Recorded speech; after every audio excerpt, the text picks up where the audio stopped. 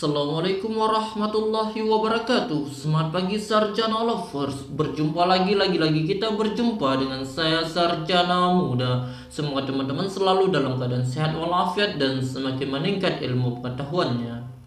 Baiklah Sarjana Lovers, pada pertemuan kali ini kita akan menjawab dua buah pertanyaan yang sangat fenomenal dan pastinya penuh dengan kontroversial. Yang mana pertanyaan ini ditanyakan oleh saudara Wawan Cahyono dan Anfi. Yang pertanyaannya adalah sebagai berikut. Benarkah sesuatu yang suci sudah tentu bersih? Dan apa perbedaan bersih dan suci itu? Perlu diketahui Sarjana Lovers, kedua istilah tersebut seringkali diperdebatkan oleh manusia, mulai kalangan awam sampai kalangan ilmuwan. Dan yang lebih parahnya lagi, terkadang perdebatan tersebut berakhir pada permusuhan, seperti ceritanya Adi dan Edi yang satu ini. Kepala Edi jadi benjol karena ditonjok oleh Adi. Karena berdebat tentang masalah bersih dan suci. Bukanlah bongkeng, tapi karena rebutan harta warisan. Terus apa hubungannya dengan ini? Ya nggak tahulah Google. Kalau tidak tahu ngapain diceritakan? Emang apa sih nggak boleh? Sombong amat. Baiklah Sarjana Lovers, pada suatu hari telah terjadilah perdebatan sengit antara Hasan dan Husin. Hasan mengatakan bahwa setiap yang suci itu sudah pasti bersih, akan tetapi Husin tidak sependapat dengan Hasan. Dan karena perdebatan tersebut, Hasan tidak bisa tidur semalaman. Pasti karena kepikiran masalah itu kan? Iya, bukanlah Google, tapi dia memang petugas ronda malam yang gak boleh tidur dong. Dan keesokan harinya ketika sedang membajak sawah, perdebatan tersebut terjadi lagi hingga terjadi pegulatan di atas ring yang penuh dengan lumpur. Sehingga mereka jadi tambah ganteng seperti pengantin yang baru selesai di make up. Karena perdebatan yang tak ujung usai, akhirnya Hasan dan Husin pun mendatangi guru ngajinya. Itu pun sih setelah mereka meminta pendapat dari Google. Oke Google, apa yang harus kami lakukan agar perdebatan ini selesai? Segera datangi guru ngaji kalian dan ceritakan permasalahannya. Dan akhirnya sang ustadz pun menjelaskan sejelas-jelasnya kepada Hasan Husin tentang bersih dan suci itu, beserta contohnya. Begini anak-anak, kalau dalam bahasa Arab suci itu disebut taharah, yang berasal dari kata tahara, yatahuru, tuhran, taharatan. Artinya apa? Bukanlah anak-anak, kalau apa itu bahasa Arabnya mah bukannya taharah. Taharah itu artinya terbebas dari najis dan hadas. Oh, begitu ya Ustadz. Terus kalau bersih apa, Ustadz? Kalau bersih dalam bahasa Arab disebut dengan istilah nadifun, yang berasal dari kata nadafa, yandufu, nadafatun, nadifun. Artinya terbebas dari sesuatu yang terlihat kotor menurut adat. Yang perlu anak-anak ingat dan pahami bahwa bersih itu bebas dari sesuatu yang terlihat kotor, sedangkan suci itu bebas dari najis dan hadas, walau tak terlihat sekalipun. Contohnya bagaimana ya Ustadz? Misalnya pada suatu hari Hasan nyuci pakaian salat di sungai sehingga tidak ada lagi kotoran dan terlihat putih cemerlang.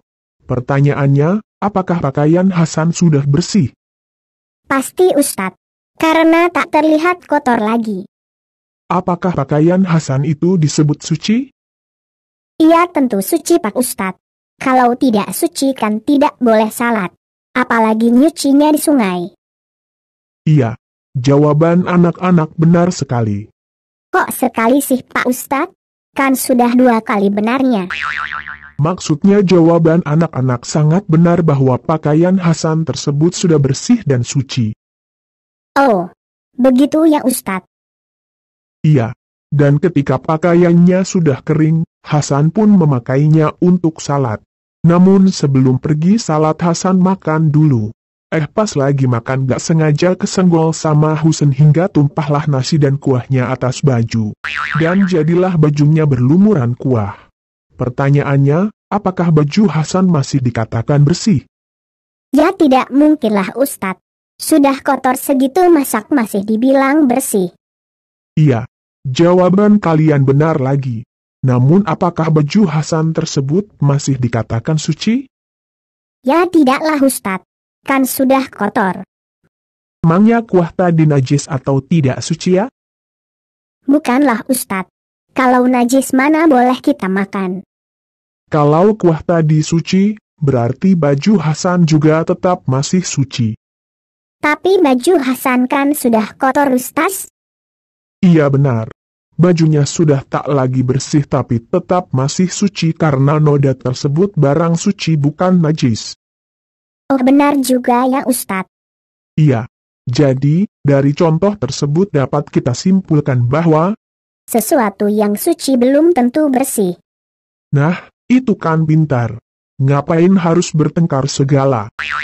Kalau sesuatu yang bersih apakah sudah tentu suci Pak Ustadz? Nah, kalau ini jawabannya sangat mudah anak-anak. Misalnya Ronaldo punya anjing.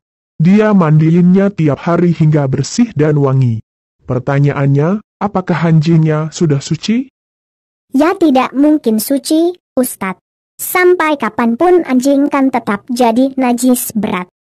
Tapi anjingnya sudah bersih dan wangi loh. Walaupun bersih, tetap najis Ustadz. Apa? Kalian bilang Ustadz tetap najis? Ops, maksud kami anjingnya Ustadz. Iya begitulah anak-anak. Sesuatu yang bersih pun belum tentu suci. Jadi, dari kedua contoh tersebut dapat kita simpulkan bahwa Sesuatu yang bersih belum tentu suci. Dan sesuatu yang suci pun belum tentu bersih. itu kan udah pintar. Makanya, Mikir. Iya Ustadz. ya sudah sekarang kalian baikan dan saling memaafkan. Baik Ustadz. Terima kasih ilmunya yang sudah menjawab kesalahpahaman kami selama ini. Ya, begitulah ceritanya Sarjana Lovers. Jangan lupa share video ini ke teman-teman kalian yang lain agar mereka tak lagi salah paham tentang masalah bersih dan suci.